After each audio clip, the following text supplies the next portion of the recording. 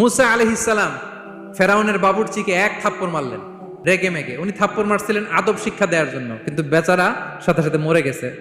উনি মারছিলেন আদব শিখানোর জন্য, বেচারা যে মরে যাবে মুসা আলাইহিস সালাম জানতেন না। এখন দেখে সর্বনাশ, সেটা তো মরে গেছে, অক্কা পাইছে।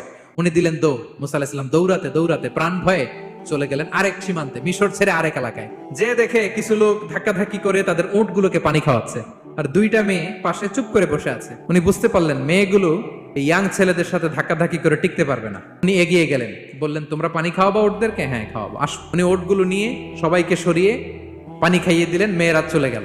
এবার বাবার কাছে যেয়ে বললো, বাবা এমন এক ছেলের সন্ধান পাইছি, ছেলেটা খুব ভালো, আমাদের চেহারার দিকে তাকায় না, মাটির দিকে তাকিয়ে কথা বলে। আজকে এই লোক না থাকলে আমরা আমাদের ওটগুলোকে পানি খাওয়াতে পারতাম না। আর ভিনদেশী লোক আমরা চিনিও না। ইন্না খায়রা মান ইস্তাজারতাল কবিয়ুল আমিন। বাবা কাজ করেন, আমাদের তো রাখাল লাগবে, আমাদের দেখভাল করার জন্য তো একজন সুপারভাইজার দরকার, এই ছেলেকে আপনি কাজে রেখে দেন।